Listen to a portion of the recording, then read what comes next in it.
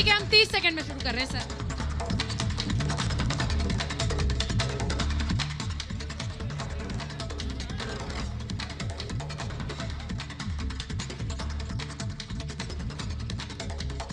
आपके साथ मैं हूं सुचरिता कुकरेती और रिपब्लिक भारत और कू की बस लेकर यूपी का महाभारत पहुंच गया है उस शहर में जिसे मैं जरी का शहर कहूं, सूरमे का शहर कहूं या फिर झुमके का बाजार कहूं। जी हां, बरेली पहुंच गई है यूपी का महाभारत लेकर रिपब्लिक भारत और कू की बस। और बरेली के लोगों, यहाँ झुमका तो बाजार में गिर गया, लेकिन सियासी किस्मत किसकी उठेगी ये आप लोग ही तय करेंगे, इसलिए बजा दीजिए तालियां बरेली वासियों, अपने लिए तालियां बजा दीजिए।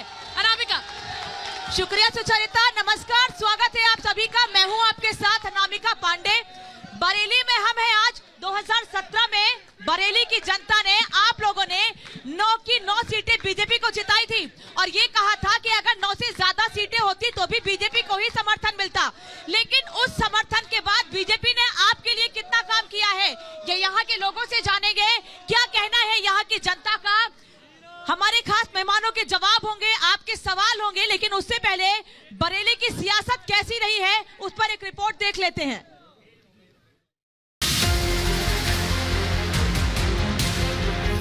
उत्तर प्रदेश में पहले चरण का मतदान समाप्त हो चुका है।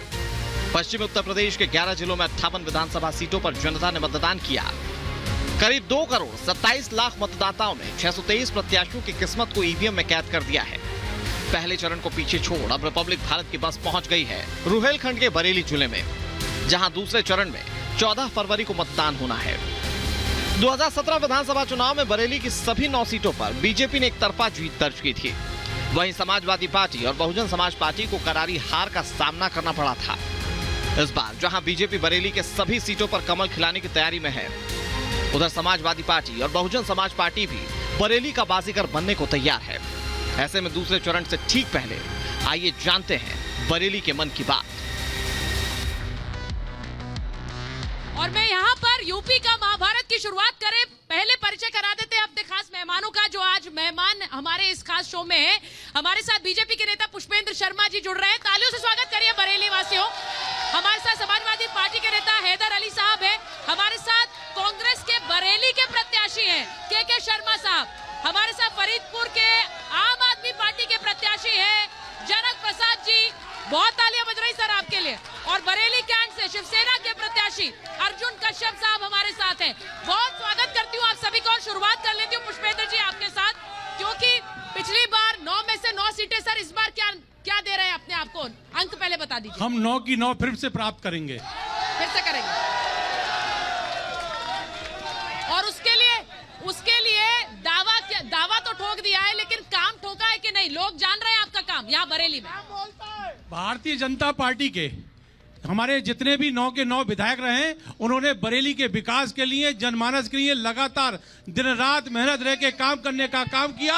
और वहीं पुष्पेंद्र जी, हमारे आदरणीय प्रधानमंत्री मोदी जी ने, आदरणीय योगी जी ने दावे आप कर रहे हैं। आज मैं पूरी बरेली घूमकर आई हूँ, लोगों से बात करके आई हूँ। नाराजगी है लोगों में, नाराजगी है लोगों में। आपको नाराजगी किससे मिली मुझे नहीं पता, आपको नाराजगी मुझे नहीं पता, लेकिन मेरे प्रधानमंत्री और योगी जी ने सरकार जुमलेबाजों की सरकार है, कोई काम नहीं हुआ। ये बात जो कही मैंने बताना चाहता हूँ कि आदरणीय प्रधानमंत्री नरेंद्र मोदी जी ने और योगी जी ने हमारे तुष्टीकरण बिना राजनीति को काम करने का काम किया। अगर शर्मा को भी राशन और बिजली फ्री देने का काम किया तो सीमा को भी देने का काम किया है। आयुष्मान कार्ड अगर सलमा को देने का काम किया तो उन्हें हमारे पुष्पेंद्र जी 9 में से 9 कह रहे विधायकों ने काम किया विकास के लिए, लेकिन आपने यहाँ बरेली कैंट से प्रत्याशी क्यों बदल दिया, क्यों बदला? अगर काम कर रहे थे, विकास का काम कर रहे थे। मैं एक बार, कौन सा प्रत्याशी बदला? प्रत्याशी बताइए, प्रत्याशी बताइए। संजीव अग्रवाल को आपने कैंट से चेंज नहीं किया, संजीव अग्रवाल आए हैं। आदरणीय राजेश अग्रवाल हमारे, उन्होंने ही अपने सखा को, अपने ही भाई को कैंट विधानसभा से टिकट देकर आशीर्वाद देने का काम किया है। ये गलत फहमी है, टिकट बदला है। राष्ट्रीय कोषाध्यक्ष होने के नाते उन्होंने कहा कि संजीव मेरे परिवार का बच्चा है, मैं उसे अपना आशीर्वाद देता हूं। टिकट नहीं बदला, अपने परिवार में टिकट देने का काम किया। एक बार हैदर अली साहब से पूछ लेती हूँ मैं। हैदर अली साहब, आशीर्वाद उन्हें देखिए, सर्वप्रथम मैं आप भारत की तरफ से जो आप यहाँ आई हैं, मैं आपकी आइडियोलॉजी, अपनी आइडियोलॉजी के लिए एक बात बताना चाहता हूँ कि जब 5 साल पहले चुनाव था तब आप भारत में थी, मैं समाजवादी पार्टी में था, और आज भी चुनाव है, आप भारत में ही है, मैं समाजवादी पार्टी में ही हूँ। ये इसके लिए मैं आपको ही बधाई देता हूँ। देखिए, इन लोगों ने सिर्फ और सिर्फ झूठे जुमलों से काम किया है। एक बात, सच बात को चीख कर दबाना चाहते हैं, और इनके इस शो से हिंदुस्तान और उत्तर प्रदेश की जनता अब दबने वाली नहीं है। बटन का, साइकिल का बटन दबाकर इनके इस शो को दबाने का कार्य अब उत्तर प्रदेश की जनता करेगी। ये बात हो चुकी है। लेकिन हैदर अली साहब, लोग ये भी कह रहे हैं कि समाजवादी पार्टी की जब सरकार थी तो बरेली के लोग परेशान थे गुंडई से, इसीलिए 9 की 9 सीटें बीजेपी को दे दी, कोई विकल्प नहीं था। बिल्कुल नहीं, ये बिल्कुल झूठ है। जब समाजवादी पार्टी की सरकार थी तो शामतगंज का ओवरब्रिज समाजवादी पार्टी की सरकार ने बनवाया। जब समाजवादी पार्टी की सरकार थी तो IVRI का पुल आप दावे कर रहे हैं, समाजवादी पार्टी जनता से ने पूछ बनवाया। लेते हैं। आप कहते हैं, आप दावे कर रहे हैं और हर जो भी प्रोजेक्ट का अनावरण करा जा रहा है सरकार द्वारा, उस पर दावे आप करते हैं। मैं जनता से पूछ लेती हूँ, यहाँ पर सवाल किससे करना है और क्या कहना है, ये बताइए। Smart city Bharatiya Janata party की देन है। एयरपोर्ट, हवाई अड्डा जो बरेली वासी का भी सोच नहीं सकते थे, भारतीय जनता पार्टी की देन है। समाजवादी विपक्ष मेन है इस समय उत्तर प्रदेश में, और सब गायब है, कोई दिखाई नहीं। नहीं, सवाल है कोई? ठीक जी, सवाल है कोई? हाँ, बोलिए। देखिए, मैं आम आदमी की तरफ हूँ। ये बताइए, बरेली में विकास हुआ है तो युवाओं को नौकरी क्यों नहीं मिल रही है? सिटकुल उत्तराखंड में जाके काम कर रहे हैं। जरी नगरी के लिए क्या काम हुआ? मांझे के लिए क्या काम हुआ? बरेली में 9 विधायक, 2 सांसद, 1 मेयर, 1 जिला पंचायत अध्यक्ष है। उसके बाद भी यहाँ पे रामगंगा का पुल पुष्पेंद्र जी, आपसे सवाल है, मैं जरा सवाल, पुष्पेंद्र जी जवाब देंगे, लेकिन एक पहले बैठ जाइए। मैं सभी दलों से पूछना चाहता हूं कि एक MLA, एक MLC, एक सांसद और एक कोई भी पद जो जनप्रतिनिधि होता है, वो लगातार पेंशन लेता है हर डिपार्टमेंट से, और अगर वो नौकरी से भी रिटायर हो तो भी पेंशन लेता है।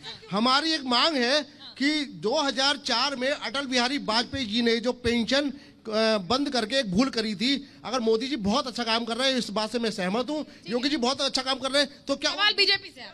क्या उस भूल को सुधारा जा सकता है? पुष्पेंद्र जी, 2 सवाल जल्दी से जवाब दे दीजिए। मैं आपको सवाल का जवाब दे दूं। हाँ, जवाब। जैसे आपने कहा प्रत्याशी बदलने की बात जो आपने कही, पहले तो उसका जवाब देता हूं। प्रत्याशी तो बदले हैं समाजवादी पार्टी के, जो पहले कांग्रेस के थे, सपा से आ गए। पहले तो उस पर विचार हो, नंबर 1। नंबर 2, जहां विकास की बात है, भारतीय जनता पार्टी ने हर क्षेत्र में, हर बात में बरेली में विकास करने का काम किया। मैडम, हम लोग IT हरिद्वार सेक्टर जाए देने क्या? की बात कही, मैडम, IT पुष्पेंद्र सेक्टर जी, के माध्यम से लोगों ढूंढ के को ज्वाइनिंग नौकरी तो देने आपने का भी काम कराई किया। है। हमारा ढूंढ के फूड ज्वाइनिंग पार्क तो देने आपने का भी काम कराई है किया। पार्टी में, ठीक है। IT सेक्टर क्षेत्र एक में बार- हमारे IT पार्क बनने जा रहा है, विकास जो हुआ है, और बरेली के अंदर घूम रहे खेतों में। ठीक है, एक बार मैं बता दूं, किसान जो है मर गया। एक बार मैं बता दूं, अर्जुन कश्यप जी यहाँ पर हैं। अर्जुन कश्यप जी, पूरे उत्तर प्रदेश में शिवसेना ने सिर्फ 10 उम्मीदवार उतारे, उसमें से एक आप है सर। आप वो नायाब हीरा और 10 में से एक हमारे मंच पर। Thank you madam. नहीं, याश शिवसेना के लिए क्या है सर, ये तो बताइए। देखिए मैडम, ऐसा है ना, हमारा जो मोटिव है विकास का मुद्दा है, जो भारतीय जनता पार्टी ने नहीं किया है। अगर हम कैंट विधानसभा की बात करते हैं ना, लोग ये कहते हैं कैंट विधानसभा में विकास हुआ। जाइए अनुपम नगर देखिए, वीडियो कॉलोनी देखिए, कैंट विधानसभा में जो विकास हुआ है उसकी पोल भारतीय जनता पार्टी के खुल के रहेगी। तो आपको देखिए चुनेंगे, जाके, आपको चुनेंगे। नहीं अर्जुन जी फिर जनता भरोसा कैसे करे आप पर? आप तो उन्हीं के साथ थे ना पहले, केंद्र में सरकार तो आपने उनके साथ ही बनाई थी ना। आज आप उनको जुमलेबाज कह रहे हैं, सरकार तो आपने उनके साथ बनाई थी, जब आपकी दाल नहीं गली तो आप अलग हो गए। ऐसा नहीं है मैडम, ऐसा नहीं है मैडम। जब घर में भाई भाई के संबंध नहीं मिलते तो मतभेद होता है, लेकिन हम उनकी पॉलिसी से प्रभावित नहीं है। उनकी पॉलिसी हमें समझ में आई, हमारी पॉलिसी देश हित की पॉलिसियां हैं, इसलिए हम उनसे अलग हुए। चलिए, यहाँ पर जनक प्रसाद जी, मैं इस वक्त आम आदमी पार्टी की टोपियों से घिरी हुई हूँ, मैं देख पा रही हूँ, इसलिए मैं उनसे पहले सवाल पूछूं, उससे पहले आपसे पूछ लेती हूँ कि यहाँ पर सर आप ताल ठोक रहे हैं, आपको लग रहा है आम आदमी पार्टी कोई जमीन तलाश में आई हुई यूपी में, बरेली में? बिल्कुल तलाशेगी। जो झाड़ू है ना, ये झाड़ू लक्ष्मी का रूप होता है, और दूसरा रूप होता है जितने चोर चक्के राजनीति में आए हुए सबको गंदगी साफ करने का काम करेगी। सबके मंसूबों पर पानी, सबके मंसूबों पर आप झाड़ू चला देंगे। मैडम सुन लीजिए, मैं फरीदपुर से प्रत्याशी हूँ। गांव में किसान सांड के पीछे भाग रहा है, रात दिन भाग रहा है। ये बीजेपी के लोग क्या कर रहे हैं? ठीक है, जल्दी से सवाल लेती हूँ, बोलिए। इनका विकास, बीजेपी वालों को मैं देख रहा हूँ गांव गांव नालियों में, खरंजों में पानी भरा हुआ। लोगों सुनिए, सहमत नहीं है। सुनिए और सुनिए, सांडों का चारे का पैसा ये लोग अब खा रहे हैं और किसानों को इन्होंने आत्महत्या करने में मजबूर। ठीक है, जल्दी। भारतीय जनता पार्टी का विकास सिर्फ दावे और जुमले का विकास है। जमीन पे जो स्थिति है आप देखेंगे, हर जगह अव्यवस्था ही अव्यवस्था है। ऐसी सरकार अब नहीं चाहिए उत्तर प्रदेश की जनता को, और बदलाव होने जा। आप टोपी के बीच में कांग्रेस का गमछा लेकर आप बैठे हुए हैं, संधि यहाँ तो नहीं हो रही है। मैं एक बार जल्दी से सवाल पूछ लेती हूँ, जल्दी बोलिए। आ रही हूँ, बोलिए। मैं पहले दो बातों का जवाब देना चाहता हूं। आपने कहा जब ये इस डिबेट को शुरू किया कि बरेली जरी की नगरी है, झुमका नगरी, मैं आपको बताना चाहता हूं बरेली नाथ नगरी है, भोले बाबा की। ठीक है, आशीर्वाद किसे मिल रहा है? सुन लीजिए। और दूसरा, अरे सुन लीजिए, अभी जो आम आदमी पार्टी के जो प्रत्याशी हैं उन्होंने कहा कि झाड़ू लक्ष्मी का रूप होती है, लेकिन लक्ष्मी कमल के फूल पे बैठ के आती है। आपको मालूम है कि नहीं मालूम है? तभी हमने दिल्ली में कमल को साफ कर दिया। दिल्ली में कमल को साफ कर दिया। जैसा कि बड़ी बहन ने बताया कि मैं बरेली में घूम के आई, आप घूमी होंगी, आपने सफर किया कि मुझे नाराजगी दिखी, तो मैम हो सकता है आपको नाराजगी दिखी होगी, लेकिन जो आपको नाराजगी दिखी वो आम आदमी पार्टी वाले होंगे। इन्हें क्या है, फ्री की आदत है। अब बीजेपी फ्री का देती नहीं है। टोपी नहीं लगाई थी सर, फ्री की आदत है, वो कह रहे हैं आप फ्री की आदत चलवा रहे हैं। फ्री की आदत मैडम, फ्री का नहीं है ये। आम जनता सुबह से शाम तक टैक्स भरती है। आम जनता सुबह से शाम तक टैक्स भरती है। एक ईमानदार दिल्ली वालों ने सरकार चुनी है, वो टैक्स के पैसे को सही इस्तेमाल कर रही है और 9,000 करोड़ के फायदे में चल रही दिल्ली। ठीक है, एक मिनट। सुचरिता, कांग्रेस प्रत्याशी भी हमारे साथ हैं और बीजेपी की सारी सरकार नुकसान में चल रही है। तौकीर रजा ने कांग्रेस का समर्थन किया, बहुत से सवाल उठे, पर उन्होंने बाटला हाउस एनकाउंटर पर भी सवाल खड़े कर दिए। इसकी नाराजगी तो नहीं झेलनी पड़ जाएगी कहीं आपको? प्रत्याशी हैं आप। देखिए, वो खुद समर्थन देने आए हैं। कोई अगर हमारे घर पे आएगा तो हम किसी को आने से मना नहीं कर सकते। सर, आतंकवादियों का समर्थन करने वाला आपका समर्थन करे, क्या ये ठीक है? मैडम, आतंकवादियों का समर्थन करने वाला आपका समर्थन करे, क्या ये संदेश ठीक जाएगा? देखिए, समर्थन आतंकवादी अगर करेगा तो आप समर्थन ले लेंगी क्या? हमारे पास वो आए हैं। समर्थन तो इन्हीं के। सुचरिता, लोगों से पूछिए आप। अच्छा ठीक है, मैं सवाल बहुत सारे पूछना चाह रहा हूँ, रुक जाइए। मेरा सवाल कांग्रेस के प्रत्याशी से है, जो ये इनके प्रवक्ता खड़े हुए हैं। इनकी महासचिव ने ये ट्वीट लिखा था, whether it is a bikini, a ghoonghat, a pair of jeans और a hijab, it is a women right to decide what she want to wear, the right is govern. ठीक है, वो हम सब ने सुना है, 2 दिन से चल रहा है। आगे सवाल पर आइए।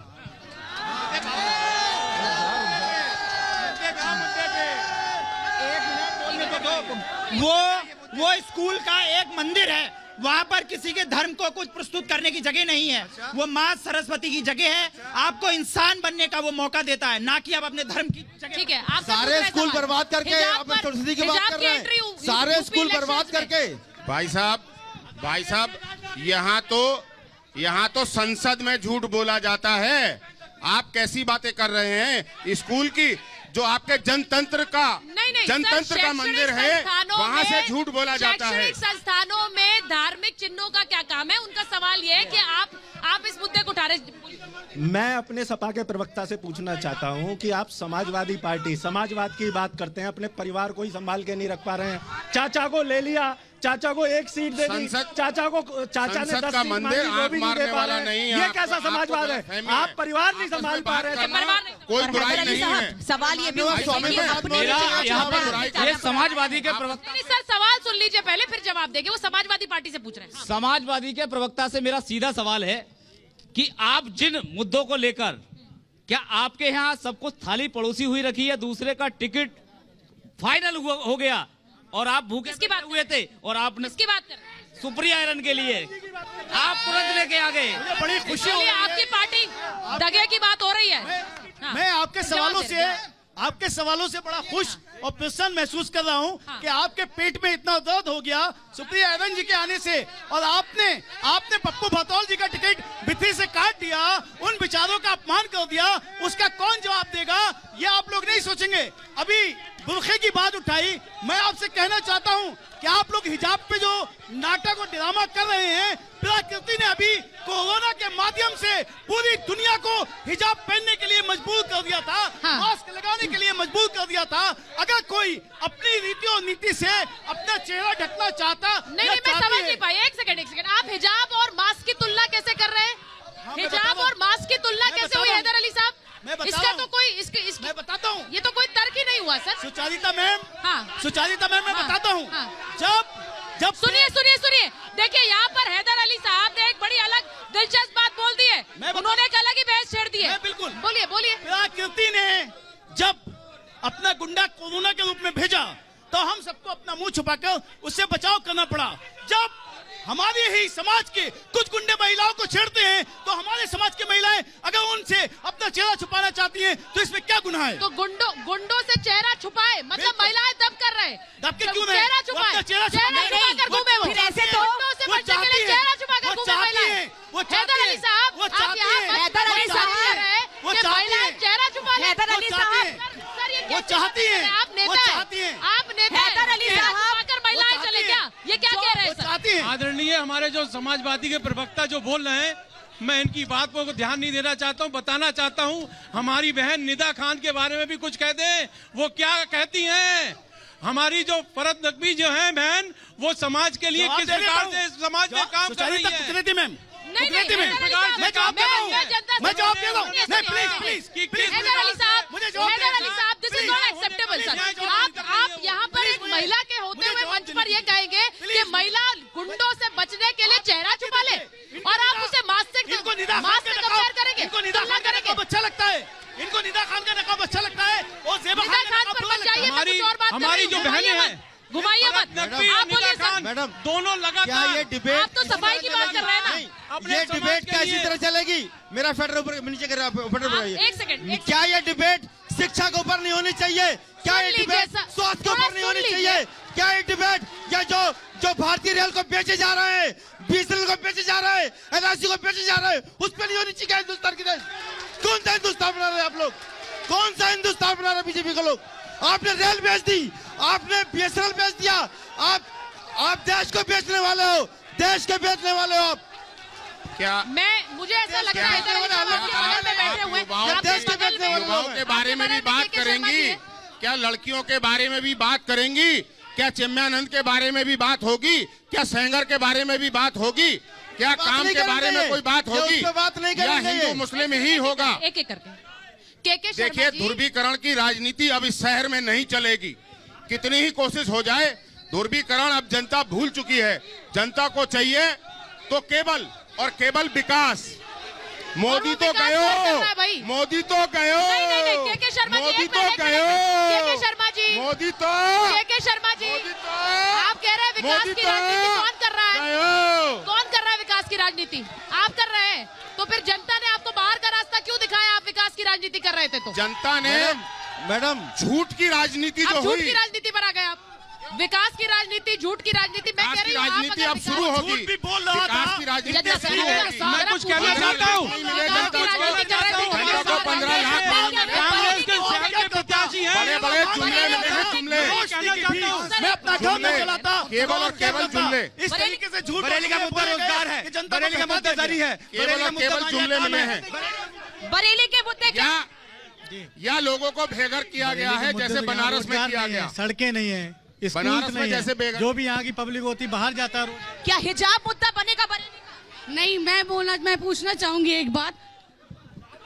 एजुकेशन पे सुनिए एक मिनट, मैं बोलना चाहूंगी कि अगर हमारे पास हमारा विकास कैसे हो रहा है, पार्लियामेंट में सेंट्रल विस्ता बन रही है, मान रही हूँ मैं आपकी बात मान रही हूँ, एयरपोर्ट्स बन रहे, पैसे रहेंगे, जीडीपी रहेगी तो ना चलेगा। ये कैसा विकास है? ये कैसा विकास है? आप विकास की बात करते हैं, लड़कियां बेटियां सवाल खड़े कर रही हैं, कैसा विकास है ये? पुष्पेंद्र जी, लड़कियां पूछ रही हैं, बेटियां पूछ रही हैं बरेली की, ये कैसा विकास है? आप विकास के दावे कर रहे हैं, जीडीपी कैसे बढ़ेगी, देश कैसे आगे बढ़ेगा?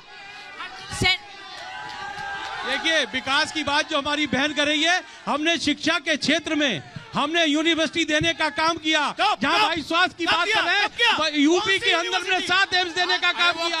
हमारा चाहे शिक्षा हो, चाहे स्वास्थ्य हो, प्रधानमंत्री मोदी जी ने योगी जी ने एम्स के माध्यम से सबको काम देने का काम किया, स्वास्थ्य सेवा को बेहतर करने का काम किया है। जहाँ कांग्रेस सरकार ने दिल्ली के अंदर एक एम्स बनाया, आज पूरे देश भर के अंदर एम्स की हमने गड्ढे देने का काम किया, गड्ढे एक से लेकर व्यक्ति को जोड़ने का काम किया। आप कौन सा हिंदुस्तान की बात करते हो? आयुष्मान कार्ड के माध्यम से उस गरीब जनता को, उस गरीब जनता को जिसको इलाज मिल रहा था 5 लाख रुपए का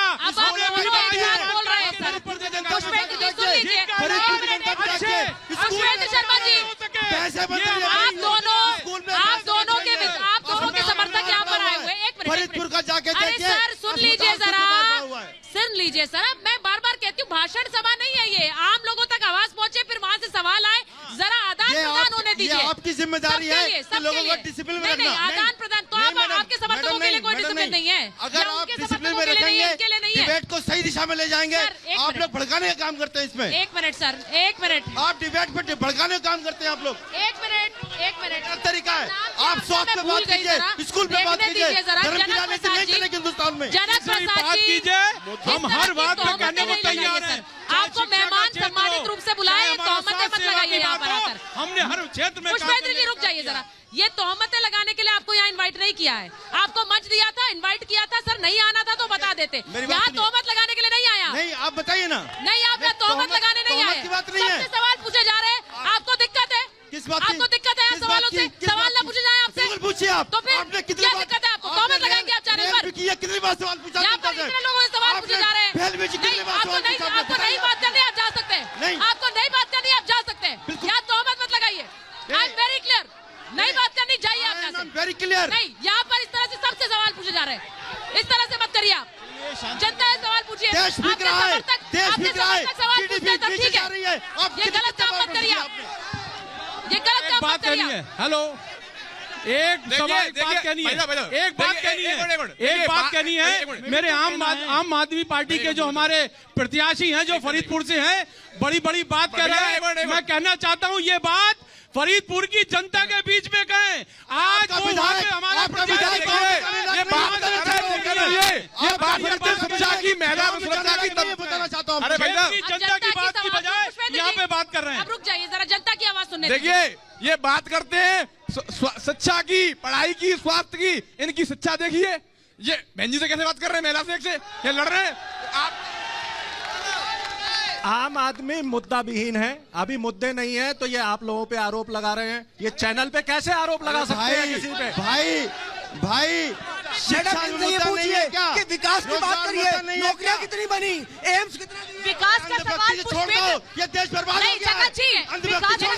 टॉपिक हैदर अली साहब, मुझे लगता है कि हम इधर उधर नहीं जाएंगे।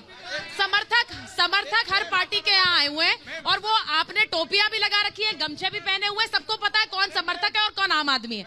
इसीलिए सब लोग सवाल पूछिए, उसमें कोई दो राय नहीं, आप भी सवाल पूछिए। राष्ट्र को बेचने वाले राष्ट्रवादी होंगे, राष्ट्र को बेचने वाले राष्ट्रवादी हो सकते हैं क्या कभी?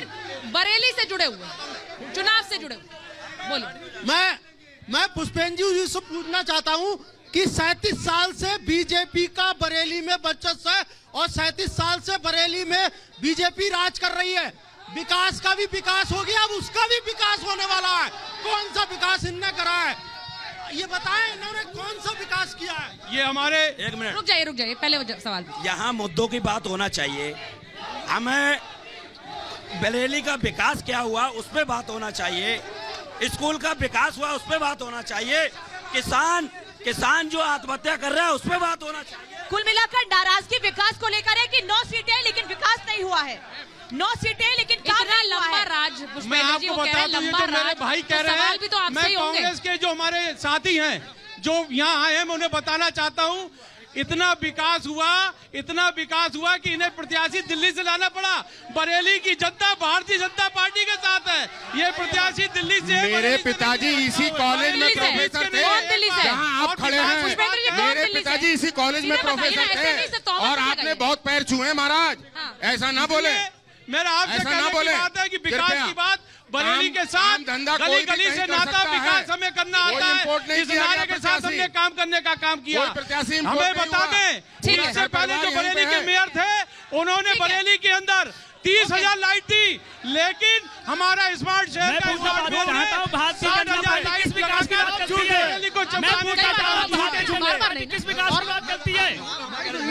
मैं पुष्पेंद्र शर्मा जी से, भाई साहब, मैं पुष्पेंद्र शर्मा जी से ये पूछना चाहता हूँ कि जब मैं युवा हो रहा था तो मैं सुनता था बरेली में रबर फैक्ट्री है, बिमको है, शुगर फैक्ट्री है, कैंपर है।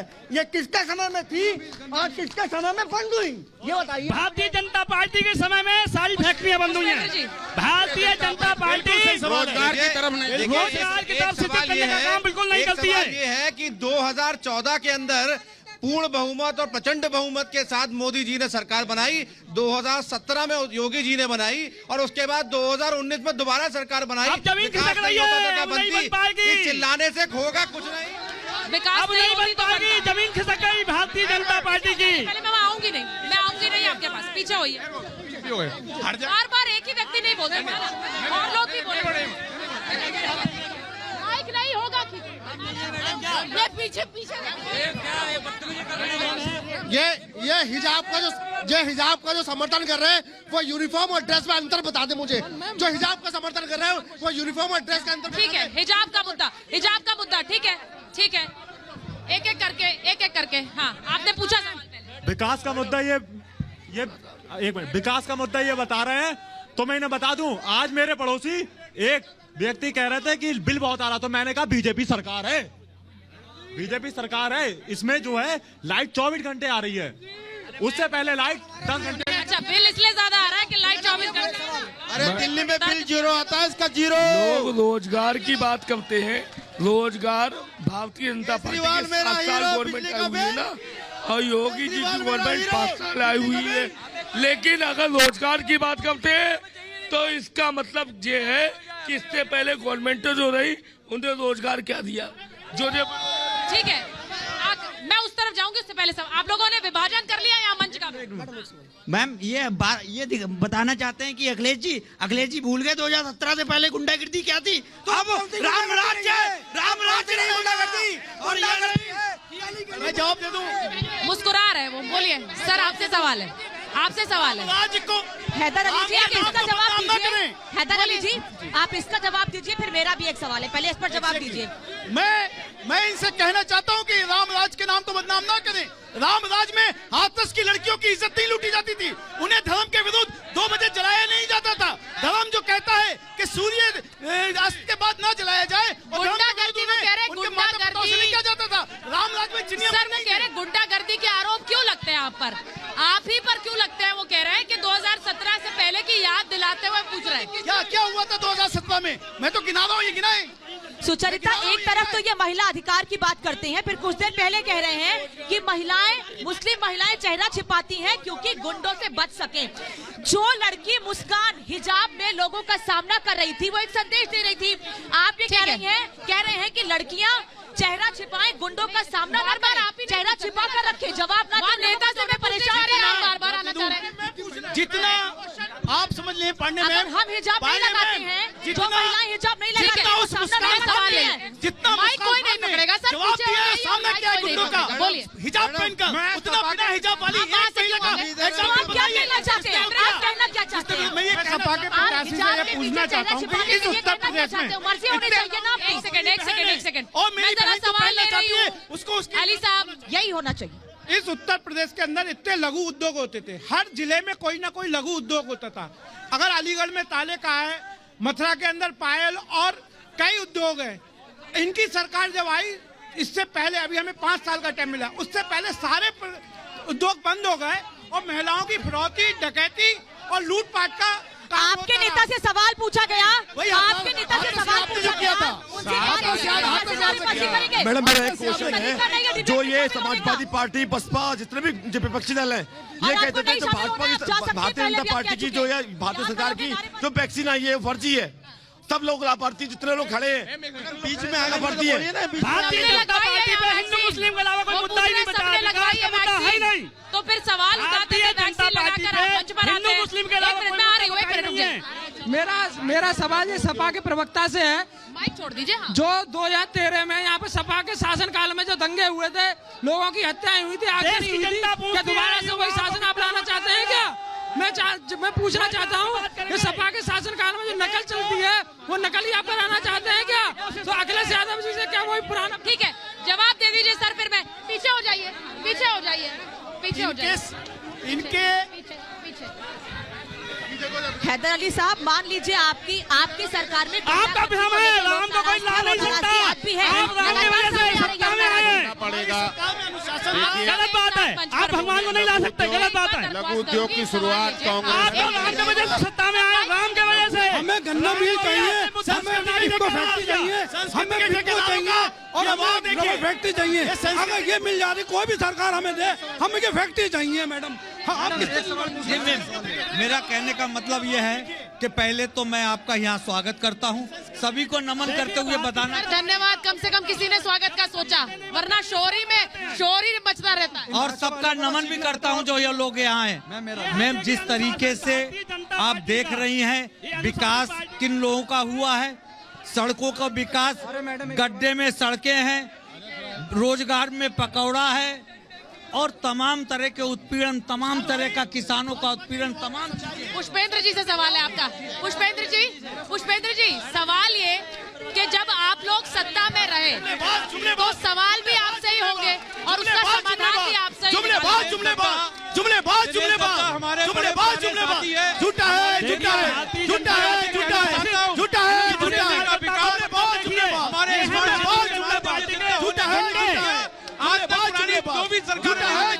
देखिए साक्षात गुंडे कौन कर रहा है, देखिए गुंडे हैं भारतीय जनता पार्टी के हमारे साथ। ये है भारतीय जनता पार्टी के गुंडे। ये आम जनता को जीने का हक भी छीनना चाहते हैं। मैं कुछ कर नहीं सकती। एक सवाल आम आदमी पार्टी से। अरे वाह, संस्कृति के ठेकेदारों, वाह एक करके, वाह संस्कृति के ठेकेदारों। मैं एक कर ही सवाल पूछ सकती हूँ। सारे पार्टी के समर्थक, मेरा समाजवादी की पार्टी से है जो ये कहते हैं हिंदू मुस्लिम की राजनीति करते हैं। हमारे माननीय योगी आदित्यनाथ ने जो सिखों का मान बढ़ाया, वीर खालसा दिवस घोषित करा है, अखिलेश को याद करी थी समाजवादी पार्टी। ये जितना भी अनुशासनहीनता हो रही है ना, ये भाजपा के लोग कर रहे हैं। एक व्यक्ति ऐसे मिले जो मीडिया पे आरोप लगा रहे थे, मोदी मीडिया कह रहे थे, तो क्या मीडिया बिकी हुई? ठीक है, हो गया, जाइए। अर्जुन कश्यप, पीछे हो जाइए।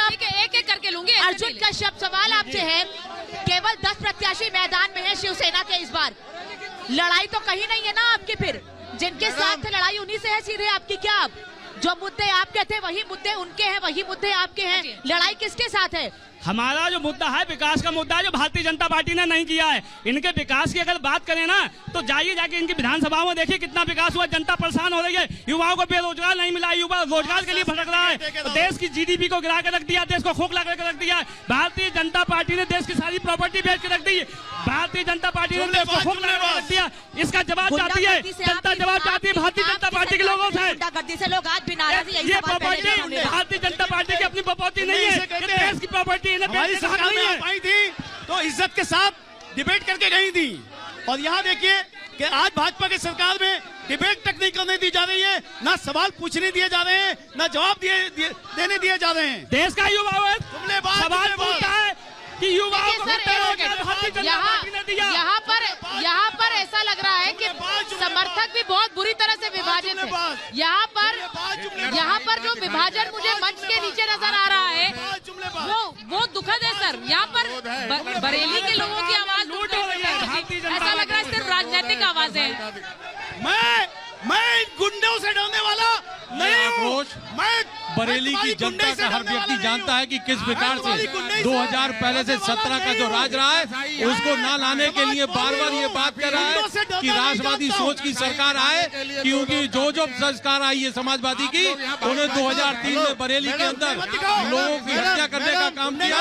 वही बरेली के अंदर 2010 और 2012 को ऐसे समर्थक पुष्पेंद्र जी, ऐसे समर्थक के लोग बरेली के जनमानस के लोग हैं। टोपी लगाए तो आपके साथ के लोग हैं, आम आदमी पार्टी के लोग। ये बरेली की आम जनता है जिसकी आवाज है ये। सर मुझे तो सिर्फ राजनीतिक आवाजें नजर आ रही है, मुझे दुखद ये लग रहा है। परिचय दे, राजनीतिक आवाजें से हो गई बरेली की आम जनता की सभी आवाज लोगों से है मैं यहाँ पर। अनुरोध करता हूँ, बताइए सर। ये जो सभा है ना, अगर आप चेक करेंगे ना, भारतीय ये जनता पार्टी के 80% लोगों ने लोग मतलब करके ये सारी व्यवस्था खराब कर दी। आरोप लगा रहे हैं टोपी वाले आम आदमी पार्टी के लोग हैं। देश की जनता भी बिगाड़ रहे हैं। जनता है, बरेली की आम जनता है जो अपनी बात को कर रही है। योगी मोदी के विकास के को बात आ रही है। जिस प्रकार से योगी मोदी ने काम किया है उसका जोश उत्सव दिखाई दे रहा है, उसका उत्सव दिखाई दे रहा है। के शर्मा अली साहब जो कहाँ खड़ी है कांग्रेस नेता है, कहाँ खड़ी है कांग्रेस पार्टी बरेली में, कहाँ है कांग्रेस अली साहब बरेली में, खुद को कहाँ देखते हैं? देश में कांग्रेस की लहर आप देखेंगी। आप यहाँ पे भाजपा और सपा चाहे दिखाएं, उत्तर प्रदेश में कांग्रेस आ रही है। अलग अलग पार्टी के समर्थक आते हैं, फिर वो जो व्यवहार करते हैं उनकी पार्टी पर उनकी पार्टी का प्रतिबिंब नजर आता है। तो यही मैं दरख्वास्त कर रही हूँ, थोड़ा सा संयम रखिए। बरेली की जनता की आवाज जानना चाह रहे थे, लेकिन यहाँ पर देखिए किस तरह से राजनीतिक बयानबाजी ज्यादा हो रही है। बहरहाल मुझे लगता है यूपी का महाभारत में फिलहाल इतना ही। एक और शहर से कल फिर जुड़ेंगे आपके साथ। बहुत बहुत धन्यवाद।